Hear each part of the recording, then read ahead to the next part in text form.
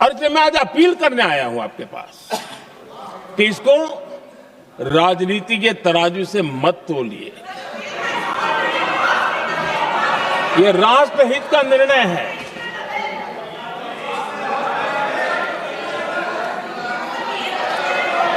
आदरणीय अध्यक्ष जी, आज का हमारे सामने अवसर एक साथ बैठ करके एक दिशा में सोच करके विकसित भारत बनाने में हमारी नारी शक्ति की भागीदारी को एक खुले मन से निर्णय करने का अवसर है, स्वीकार करने का अवसर है। और मैंने जैसा पहले ही कहा कि आज पूरा देश और विशेष करके नारी शक्ति हमारे निर्णय तो देखेगी, लेकिन निर्णय से ज्यादा हमारी नीयत को देखेगी।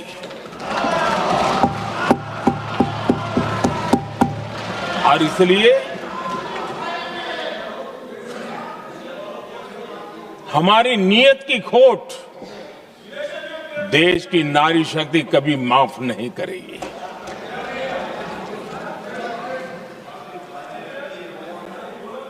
आदरणीय अध्यक्ष जी, 2023 में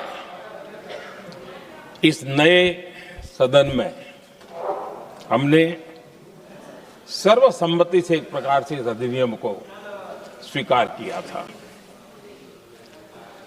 पूरे देश में खुशी का वातावरण बना, उस पर कोई राजनीतिक रंग नहीं लगे और इसलिए वो कभी राजनीतिक इश्यू भी नहीं बना।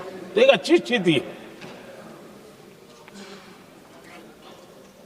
अब सवाल ये है कि हमें कितने समय तक इसको रोकना है।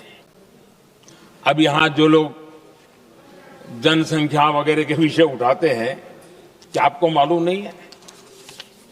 मैं चाहूंगा कि अमित भाई अपने भाषण में इन सारी चीजों का उल्लेख करेंगे, जब कि हमने जनगणना के संबंध में कब कब क्या क्या किया था, बाद में कोविड आया, उसके कारण क्या मुसीबत आई, कैसे रुकावटें आई, ये सारी बातें हम सबके सामने हैं, इसमें कोई विषय नहीं है।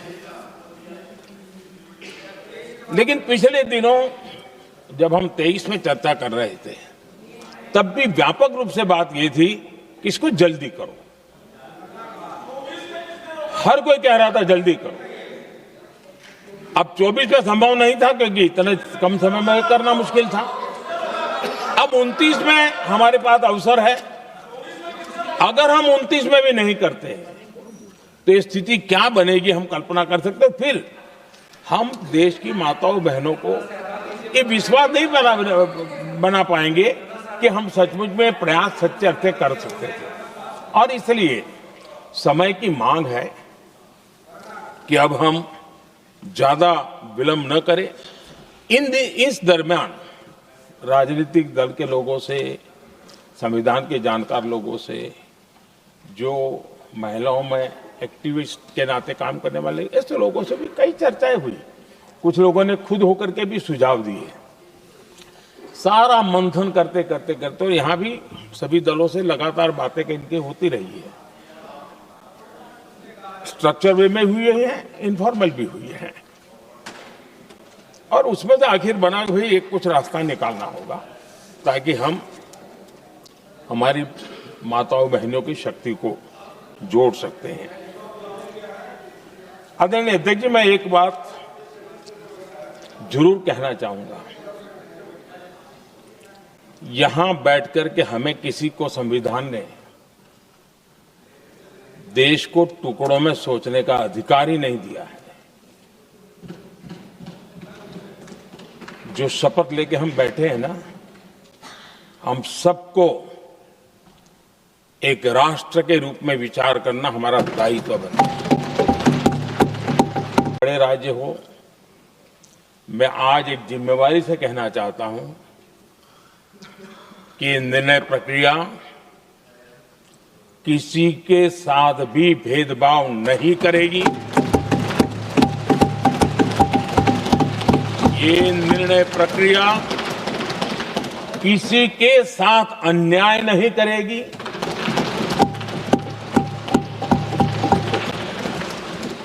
भूतकाल में जो सरकारें रही और जिनके कालखंड में जो परिसीमन हुआ और जो अनुपात उस समय से चला आ रहा है, उस अनुपात में भी कोई बदलाव नहीं होगा और वृद्धि भी उसी अनुपात में होगी।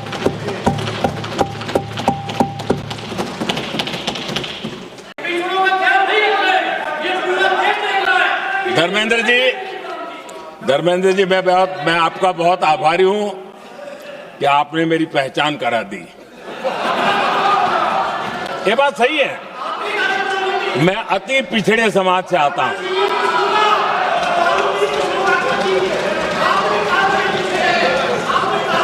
धर्मेंद्र जी, मैं आपका बहुत आभारी हूं और अखिलेश जी मेरे मित्र हैं तो कभी कभी मदद कर देते हैं।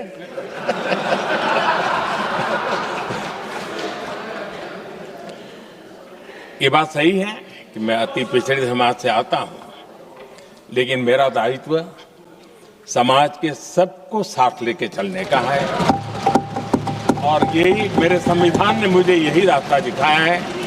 मेरे लिए संविधान ही सर्वोपरि है और इसलिए और ये संविधान की ताकत है कि मेरे जैसा अत्यंत छोटे समाज का, अति पिछड़े समाज के व्यक्ति को इतना बड़ा दायित्व देश ने दिया।